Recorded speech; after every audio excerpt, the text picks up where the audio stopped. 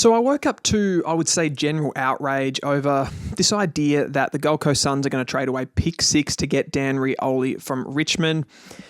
What sort of surprised me around this kind of wider discussion was that I heard Kane Cornes say this on, I think it was SCN radio this morning. Time for the volcano. So I was watching Trading Day on Fox Footy, and Joey Montagna did a great job of highlighting the terrific draft hand that Richmond could go to the draft with. Part of the basis for that theory was that Richmond were going to get pick 6 and 23 from Gold Coast for Dan Rioli. On one hand, we're suggesting that the right compensation for Richmond for Dan Rioli, who's a 27-year-old halfback flanker, is pick 6 and 23. In what world is that fair? And what are Gold Coast doing? Like, maybe this is just speculation, and maybe Gold Coast are going to realise that this is the most irresponsible trade since they traded Jack Bowes and pick 7. And it's almost to the point where the AFL need to come in and step in with some of the stupid stuff Gold Coast are doing. Like, what are they doing? So there's a fair bit to unpack there, but essentially what he's saying to me is that it's all on the Gold Coast. They're kind of doing this again. They're paying way too much. It's going to, destroy them down the track, and the AFL really needs to step in here and do something about what Gold Coast are doing. But for Kane, for a person who's, worked in the media for a long time and, been in the AFL landscape for a long time with his playing days, I don't really understand why he doesn't get this. Now, just on Kane for a second, I actually really think he is a positive, breath of fresh air for the AFL and sports media in Australia. We don't often have those kind of colourful personalities in the media that are willing to say those kind of difficult things and create a little bit of hype and create a little bit of interest. And I actually really respect him for that. And I like listening to his content a lot of the time. But I think in this particular situation, he's just not getting the full picture and he's just going in on Gold Coast a little bit too early.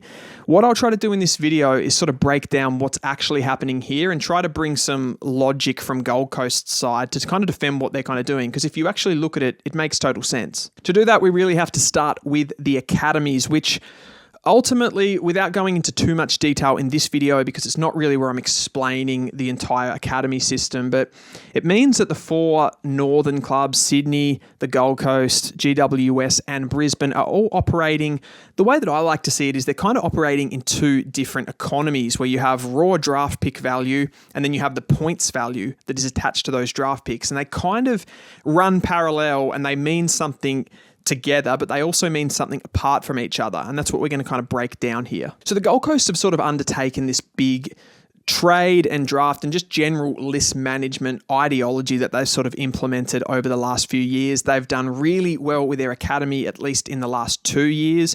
Some of the players that have started to come through that almost conveyor belt of talent that we're seeing, we had Jed Walter, Will Graham, Jake Rogers, Ethan Reid last year, who are all, top 30 to 35 picks in the draft. This year, you've got Leo Lombard, who's a really high-end prospect. And then next year, you've got Bo Adensel and Zeke Uland again coming through as potential top 10 picks. So not only are those names really high-end quality as far as draft value is concerned, they're also all from the Gold Coast, which means, and I talk about that ideology and philosophy of drafting that we're talking about here, the Gold Coast also get players that are probably more likely to want to stay at the club. They've had a lot of trouble in their history with actually attracting players and getting players who they draft from Victoria and Western Australia and South Australia to stay.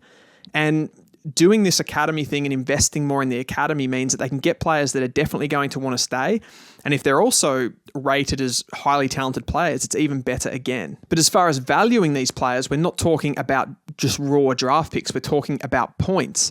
So when another team bids on these players, the Gold Coast, rather than thinking about, in this case, we're talking about pick 6, they're not really talking about pick 6. They're talking about a points value that is assigned to that pick. So we can actually use the example of this year's draft to kind of break this down a little bit better, where Gold Coast have Leo Lombard sitting there, who is probably going to get bid on by a rival club somewhere between 5 and 15.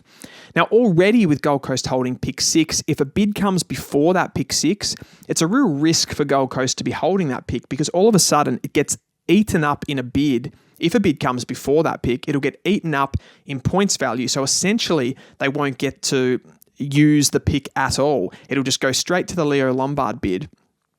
they won't be able to get their hands on Dan Rioli, and they won't be able to pick a player in the draft. So that's kind of option 1 sitting right there. We go to option 2, which is probably the most likely, where a bid actually comes after 6, somewhere between 7 and 12 maybe is the most likely. In that case, the Gold Coast can use that to pick a player in this year's draft, which is a really strong draft. But if you look at the players that are actually in that part of the draft, you're talking, top 10, they're mostly midfielders for one, and they're mostly Victorian for the other. So we'll start with the fact that I said midfielder there.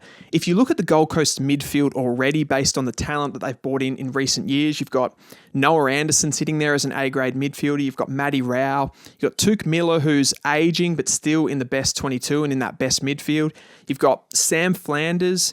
You've got Rogers, who they picked up last year, and Will Graham also trying to get into that midfield. Now you've drafted Leo Lombard, who is another midfielder. So first of all, do you really have a need in that position? You've got plenty of talent that you've been able to get in the top end of the draft with your academy, so you don't need to pick a player. And then the second point of that is the fact that they're probably going to be from Victoria, which is also a bit of a downer for the Gold Coast because they're more likely to want to go home and perhaps not contribute to that culture that they're trying to build on a holistic sort of list management idea. On top of that, you've got Dan Rioli there, who wants to come to the Gold Coast. He wants to be a part of that culture, and he's 27 years old, so he's ready-made. And the Gold Coast aren't at the moment in the business of trying to add talent after talent into their club. They want to get ready-made players. They want to push for finals and be relevant so that they can market themselves in the North, which is a more difficult place to be as a football club. You need performances. You need to start getting results and not just building for the future constantly like they have been in their history. So essentially, the value system is not the same for pick 6 to Richmond as it would be if, say, Collingwood were making the trade of pick 6 to Richmond, or North Melbourne were making the trade of pick 6 to Richmond.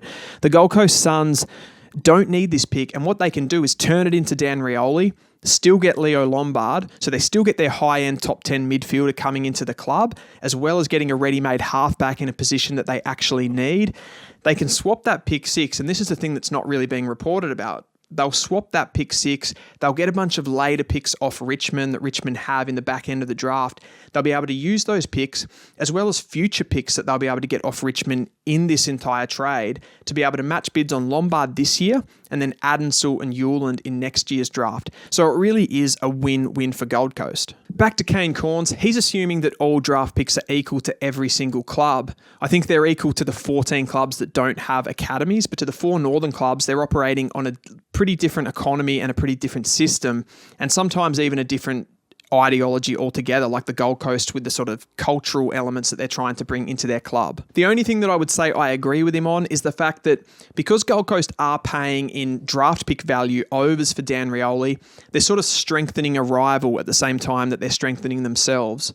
So on that level, they're kind of not helping themselves by helping another team. But I think overall, if you're Gold Coast, you're still making this decision. So that's really just my take on it. Now, I back what Gold Coast are doing from Gold Coast's point of view. Do I think that the system needs a bit of a change? Yeah, absolutely, because you're getting teams that are getting massive advantages out of some of these situations to do with the Northern Academies, and it really does on some level undermine the competitive balance stuff that the AFL are trying to implement. We have a pretty balanced league, but it's obviously tilting somewhat in the way of the big Victorian teams as well as the northern teams. So that's something that we've got still other teams from the western side of Australia and some of the smaller Victorian clubs that I think get hurt a lot in all of this.